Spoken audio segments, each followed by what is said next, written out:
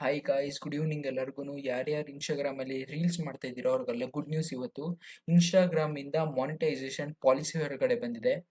ನೀವು ರೀಲ್ಸ್ ಮಾಡ್ತಾ ಮಾಡ್ತಾ ದುಡ್ಡು ಹೇಗೆ ಮಾಡ್ಕೊಬೋದು ಅನ್ನೋ ಪಾಲಿಸಿ ಇಲ್ಲಿ ಬಂದಿದೆ. ಯಾರ್ಯಾರು ಯೂಟ್ಯೂಬ್ ಶಾರ್ಟ್ಸ್ನಲ್ಲಿ ವಿಡಿಯೋ ಅಪ್ಲೋಡ್ ಮಾಡ್ಕೊಂಡು ದುಡ್ಡು ಮಾಡ್ತಾ ಇದ್ರು ಅವರು ಇವಾಗ ಇನ್ಸ್ಟಾಗ್ರಾಮ್ ರೀಲ್ಸ್ ಮೂಲಕ ದುಡ್ಡು ಮಾಡ್ಕೊಬೋದು. ಅದ್ರದ್ದು ಮಾನಿಟೈಸೇಷನ್ ಪಾಲಿಸಿ ಏನೇನಿದೆ ಮತ್ತು ಅದ್ರದ್ದು ರೂಲ್ಸ್ ಏನೇನಿದೆ ಅಂತ ಹೇಳ್ಕೊಂಡ್ಕೊಡ್ತೀನಿ. ಈ ವಿಡಿಯೋನ ಸ್ಟಾರ್ಟಿಂಗಿಂದ ಎಂಡ್ವರೆಗೂ ಫುಲ್ ಪರ್ಫೆಕ್ಟಾಗಿ ಕುಂತ್ಕೊಂಡು ನೋಡ್ರಿ, ಆಯ್ತಾ? ಓಕೆನಾ? ಈಗ ನಾನು ಈ ವಿಡಿಯೋ ಸ್ಟಾರ್ಟ್ ಮಾಡೋಕ್ಕಿಂತ ಮುಂಚೆ ನಿಮ್ಗೆ ಕೇಳ್ಕೊಳ್ಳೋ ಮುಂದೆ ನನ್ನ ವಿಡಿಯೋಗೆ ಲೈಕ್ ಮಾಡಿ, ಆಮೇಲೆ ಕೆಳಗಡೆ ಒಂದು ರೆಡ್ ಕಲರ್ ಬಟನ್ ಇದೆ, ಅದಕ್ಕೆ ಸಬ್ಸ್ಕ್ರೈಬ್ ಮಾಡಿಬಿಡಿ. ಬನ್ನಿ ವಿಡಿಯೋನ ಸ್ಟಾರ್ಟ್ ಮಾಡೋಣ. ಸೊ ಗಾಯ್ಸ್, ಈಗ ನೀವು ಇನ್ಸ್ಟಾಗ್ರಾಮಲ್ಲಿ ರೀಲ್ಸ್ ಮಾಡ್ಕೊತ ದುಡ್ಡು ಮಾಡಬೇಕು ಅಂದರೆ ಅವರು ಒಂದಿಷ್ಟು ಪಾಲಿಸೀಸ್ನ ಕೊಟ್ಟಿದ್ದಾರೆ. ಆ ಪಾಲಿಸೀಸ್ನ ಫಾಲೋ ಮಾಡಿದ್ರೆ ಮಾತ್ರ ನೀವು ಇನ್ಸ್ಟಾಗ್ರಾಮಲ್ಲಿ ರೀಲ್ಸ್ ಮಾಡ್ಕೊಂಡು ದುಡ್ಡು ಮಾಡ್ಕೊಬೋದು. ಇವಾಗ ಇನ್ಸ್ಟಾಗ್ರಾಮ್ ಅವರು ಫಸ್ಟು ಪೋಸ್ಟ್ ಮಾಡಿದ್ದಾರೆ. ಅದೇನು ಅಂತ ಅಂದರೆ ಕಂಟೆಂಟ್ ಮಾನಿಟೈಸೇಷನ್ ಪಾಲಿಸೀಸ್. ಅದೇನು ಅಂತ ಓದಿಬಿಡ್ತೀನಿ. Monetized content must be past an additional level of standard above and beyond our community guidelines. These rules are called Instagram content monetization policies. These include deeper restrictions on the content itself and the formats in which it is presented. ಅಂದರೆ ಏನಪ್ಪ, ಇವರು ಏನೇನು policies ಮತ್ತು rules ಕೊಟ್ಟಿದ್ದಾರಲ್ಲ, ಅಂದರೆ ಅವ್ರದ್ದು community guidelines ಅದಲ್ಲ, ಅವ್ರ community guidelines ಪ್ರಕಾರನೇ ನೀವು ವೀಡಿಯೋಸ್ನ ಮಾಡಬೇಕು, ಅಂದರೆ ರೀಲ್ಸ್ನ ಮಾಡಬೇಕು. ಅದ್ರ ಮೀರಿ ಅಂದರೆ ಇವಾಗ ಅವರು ಒಂದಿಷ್ಟು ರೂಲ್ಸ್ನ ಕೊಟ್ಟಿರ್ತಾರೆ ಕಂಟೆಂಟ್ ಬಗ್ಗೆ ಮತ್ತು ಪಾಲಿಸೀಸ್ ಬಗ್ಗೆ, ಯಾವ ಥರದ್ದು ವೀಡಿಯೋ ಹಾಕ್ಬಾರ್ದು ಅಂತ ಅಲ್ಲ. ನೀವು ಆ ಥರದ್ದೇ ಏನಾದರೂ ಅವ್ರು ಯಾವ ಥರದ್ದು ಹಾಕ್ಬಾರ್ದು ಅಂದಿರ್ತಾರೋ ಆ ಥರದ್ದು ಏನಾದರೂ ಹಾಕ್ತೀರಿ ಅಂದ್ಕೊಳ್ಳಿ, ನಿಮಗೆ ದುಡ್ಡು ಬರಲ್ಲ, ಒಂದು ನಯ ಪೈಸಾನೂ ಬರಲ್ಲ. ಓಕೆನಾ? ಈಗ ಅವರು ಫಸ್ಟು ಒಂದು ಪೋಸ್ಟ್ ಮಾಡಿದ್ದಾರೆ, ಅದೇನು ಅಂತ ಸೆಕೆಂಡ್ ಒಂದು ಪೋಸ್ಟ್ ಮಾಡಿದ್ದಾರೆ, ಅದೇನು ಅಂತ ನೋಡ್ಬಿಡೋಣ ಬನ್ನಿ. ಸೊ ಓಕೆ, ಇವಾಗ ನೀವು ಇಲ್ಲಿ ನೋಡ್ಬೋದು ಪ್ರಾಹಿಬಿಟೆಡ್ ಕಂಟೆಂಟ್ ಫಾರ್ಮ್ಯಾಟ್ಸ್ ಅಂತ. ಅಂದರೆ ಏನು ಅಂದರೆ ನೀವು ಯಾವ ಟೈಪ್ ಆಫ್ ಕಂಟೆಂಟ್ ಮೇಲೆ ರೀಲ್ಸ್ನ ಮಾಡಬಾರ್ದು ಅಂತ ಅದ್ರ ಬಗ್ಗೆ ಇದು ಕೊಟ್ಟಿದ್ದಾರೆ. ಈಗ ನೀವು ಅಲ್ಲಿ ಫಸ್ಟ್ ನೋಡ್ಬೋದು ಸ್ಟ್ಯಾಟಿಕ್ ವಿಡಿಯೋಸ್. ಸ್ಟ್ಯಾಟಿಕ್ ವಿಡಿಯೋಸ್ ಅಂದರೆ ಏನು? ಈಗ ನೀವು ಒಂದಿಷ್ಟು ಜನರನ್ನ ನೋಡಿರ್ತೀರಾ, ಫೋಟೋ ಹಾಕ್ಬಿಡ್ತಾರೆ. ಓಕೆನಾ? ಫೋಟೋ ಹಾಕ್ಬಿಟ್ಟು ಅಲ್ಲಿ ಅದಕ್ಕೆ ಒಂದು ಸಾಂಗ್ಸು ಇಲ್ಲಾಂದರೆ ಡೈಲಾಗ್ಸು ಅಂತ ಹಾಕ್ಬಿಟ್ಟು ಪಬ್ಲಿಷ್ ಮಾಡಿಬಿಡ್ತಾರೆ ರೀಲ್ಸ್ನ. ಆ ರೀಲ್ಸಿಗೆ ಮಿಲಿಯನ್ ಗಟ್ಟಲೆ ವ್ಯೂಸು, ಲ್ಯಾಕ್ ಗಟ್ಟಲೆ ವ್ಯೂಸು ಅಂತ ಬಂದ್ಬಿಡುತ್ತೆ. ಆ ಥರದ್ದು ವೀಡಿಯೋಸ್ನ ನೀವು ಹಾಕ್ಬಾರ್ದು. ಓಕೆನಾ? ಆ ಥರದ ವೀಡಿಯೋಸ್ ಹಾಕ್ಬಾರ್ದು. ಈಗ ನೆಕ್ಸ್ಟ್ ಬಂದು ಸ್ಟ್ಯಾಟಿಕ್ ಇಮೇಜ್ ಪೋಲ್ಸ್. ಅಂದರೆ ಏನು? ಈಗ ನೀವೊಂದು ಏನೋ ಇಮೇಜಾ ಇಲ್ಲಾಂದರೆ ನೀವು ಮಾತಾಡ್ಬಿಟ್ಟು ಅಲ್ಲಿ ಮೇಲೆ ಒಂದು ಕ್ವಶನ್ ಕೇಳಿರ್ತೀರಾ, ಅದಕ್ಕೆ ಎಸ್ ಆರ್ ನೋ ಅಂತ ಮಾಡಿ ಅಂತೀರಾ.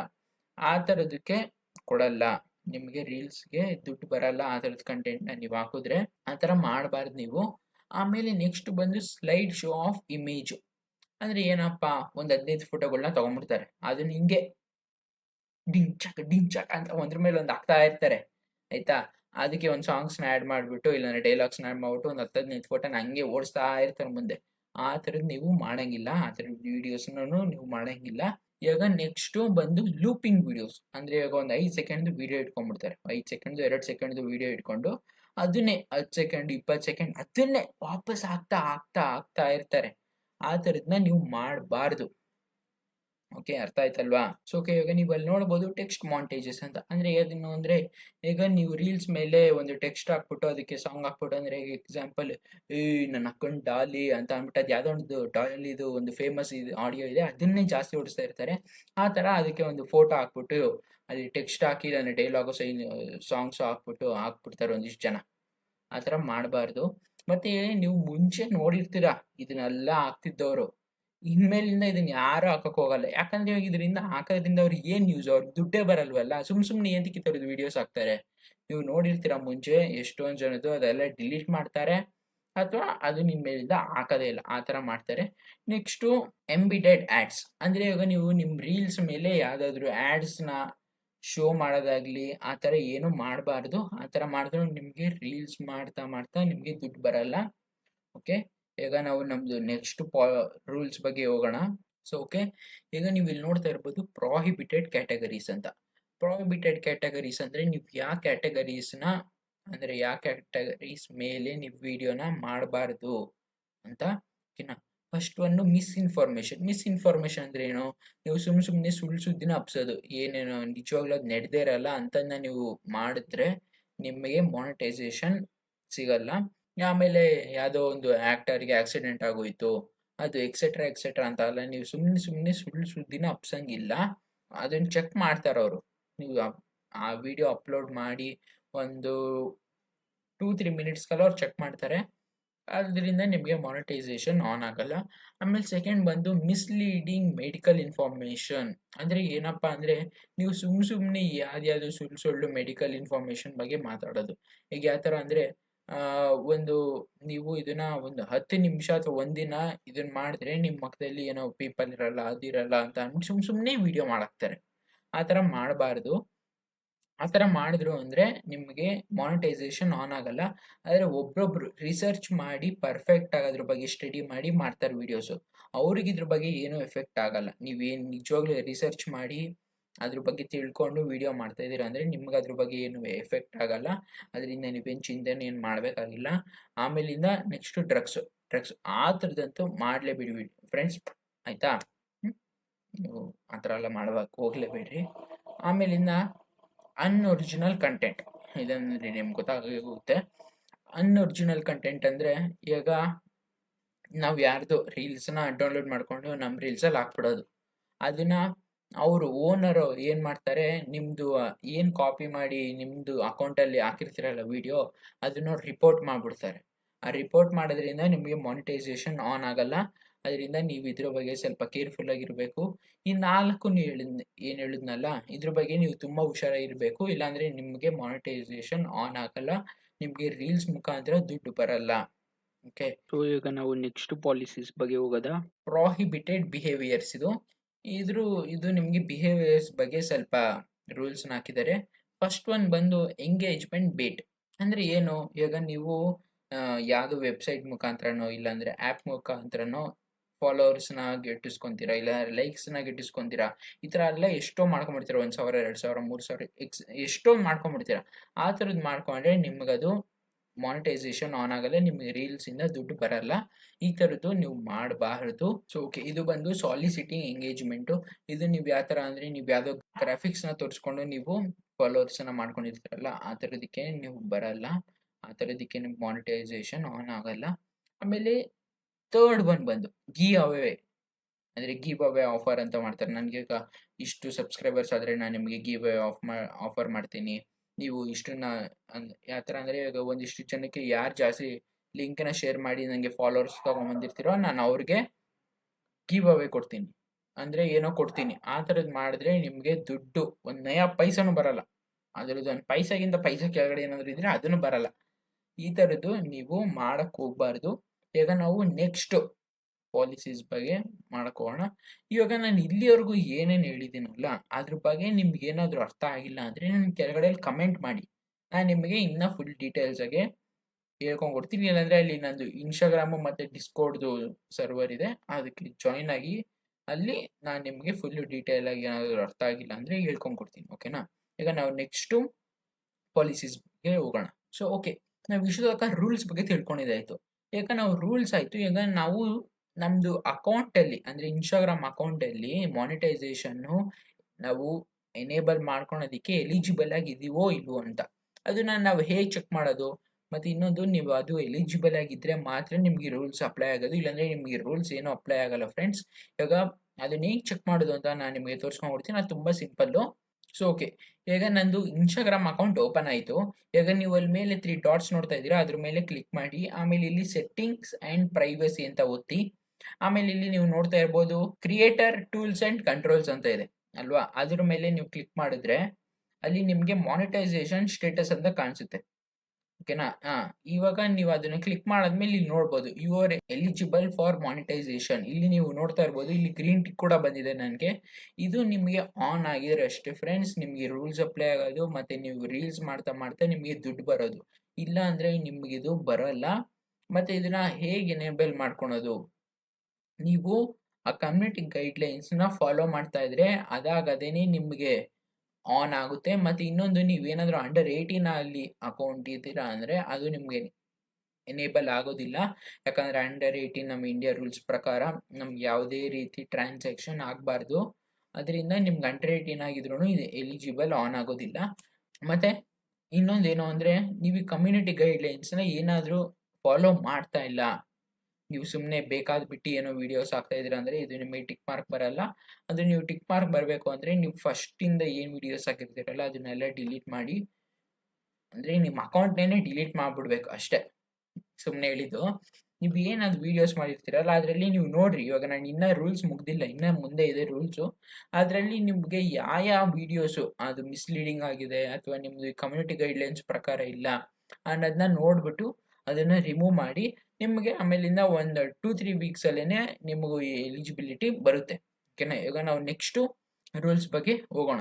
ಸೊ ಓಕೆ, ಇವಾಗ ಟಿಪ್ಸ್ ಫಾರ್ ಮೇಂಟೈನಿಂಗ್ ಎಲಿಜಿಬಿಲಿಟಿ ಅಂದರೆ ನೀವು ಎಲಿಜಿಬಿಲಿಟಿನ ಗೇನ್ ಮಾಡ್ಕೊಳೋದು ಹೇಗೆ ಮತ್ತೆ ಅದನ್ನ ಹಂಗೆ ಮೇಂಟೈನ್ ಮಾಡೋದು ಹೆಂಗೆ ಎಲಿಜಿಬಿಲಿಟಿನ. ಇವಾಗ ಫಸ್ಟ್ ಬಂದು only share content that you created and which you have the rights to use. ಅಂದರೆ ಏನಪ್ಪ, ನೀವು ನಿಮ್ಮದೇ ರೀಲ್ಸ್ನ ಇಲ್ಲಾಂದರೆ ಕಂಟೆಂಟ್ನ ಅಪ್ಲೋಡ್ ಮಾಡಿ, ಈಗ ನಾನು ನನ್ನ ವೀಡಿಯೋನ ಹಾಕ್ತಾ ಇದ್ದೀನಿ ಅಲ್ವಾ, ಇಲ್ಲಿ ನಾನು ನಿಮ್ಗೆ ಕಾಣಿಸ್ತಾ ಇದ್ದೀನಿ, ಇದು ನನ್ನ ವೀಡಿಯೋ, ನಂದಿದು, ನನ್ನ ರೈಟ್ಸ್ ಇದು, ನನಗೆ ಯಾರೂ ಪ್ರಶ್ನೆ ಮಾಡೋಕ್ಕಾಗಲ್ಲ ಈ ವಿಡಿಯೋ ಮೇಲೆ. ಓಕೆನಾ? ನಂದು ರೈಟ್ಸ್ ಇದು, ನಾನು ಅಪ್ಲೋಡ್ ಮಾಡ್ತಾ ಇದ್ದೀನಿ, ಅದರಿಂದ ಇದಕ್ಕೆ ನಂದು ರೈಟ್ಸ್ ಇದೆ. ನೀವು ಸುಮ್ಮನೆ ಯಾರ್ಯಾರ್ದೋ ಬೇರೆಯವ್ರದ್ದು ವಿಡಿಯೋನ ತೊಗೊಂಬಂದ್ಬಿಟ್ಟು ನೀವು ಅಪ್ಲೋಡ್ ಮಾಡಿದ್ರೆ ಅವ್ರು ರಿಪೋರ್ಟ್ ಮಾಡ್ತಾರೆ, ಕೇಸ್ ಮಾಡ್ತಾರೆ ಅವರು ಆ ವಿಡಿಯೋ ಮೇಲೆ. ಅದರಿಂದ ಆ ಥರ ಮಾಡಕ್ಕೆ ಹೋಗ್ಬೇಡ್ರಿ. ಆಮೇಲೆ ಸೆಕೆಂಡ್ ಒನ್ ಬಂದು maintain and established presence of your account. ಅಂದರೆ ನೀವು ಬದುಕಿರಿ, ಸಿಂಪಲ್ ಆಗಿ ಹೇಳಬೇಕು ಅಂದರೆ ನೀವು ಬದುಕಿರಿ. ಅಂದರೆ ನೀವು ಇನ್ಸ್ಟಾಗ್ರಾಮಲ್ಲಿ ಆದಷ್ಟು ಟೈಮ್ ಸ್ಪೆಂಡ್ ಮಾಡಿ ಮತ್ತು ಅದರಲ್ಲಿ ನೀವು ಪ್ರೆಸೆಂಟಾಗಿ ಇರಬೇಕು. ಅವಾಗಲೇ ಅವರು ನೀವು ಅದರಲ್ಲಿ ಏನೋ ಕ್ರಿಯೇಟಿವ್ ಆಗಿ ಅಪ್ಲೋಡ್ ಮಾಡ್ತಾ ಇದ್ದೀರಾ, ನೀವು ಏನೋ ನೋಡ್ತಾ ಇದ್ದೀರಾ ಅಂದರೆ ಅವ್ರು ಅನ್ಕೊತಾರೆ, ಇವರು ನಮ್ಮ ಇನ್ಸ್ಟಾಗ್ರಾಮಲ್ಲಿ ಟೈಮ್ ಸ್ಪೆಂಡ್ ಮಾಡ್ತಾ ಇದ್ದಾರೆ ಅಂತ ಅಂದ್ಬಿಟ್ಟು. ನೀವು ವರ್ಷಕ್ಕೊಂದ್ಸಲಿ ಇನ್ಸ್ಟಾಗ್ರಾಮ್ನ ಓಪನ್ ಮಾಡಿದ್ರೆ ಏನು ಇವ್ರು ಏನು ನೋಡಲ್ಲ ಮಾಡಲ್ಲ ಅಂತ ಅಂದ್ಬಿಟ್ಟು ಅವ್ರು ಏನು ಮಾಡ್ಬಿಡ್ತಾರೆ, ಎಲಿಜಿಬಿಲಿಟಿನ ತೆಗೆದು ಬಿಡ್ತಾರೆ. ಓಕೆ, ಆಮೇಲೆ next follow Instagram terms for making and receive payments.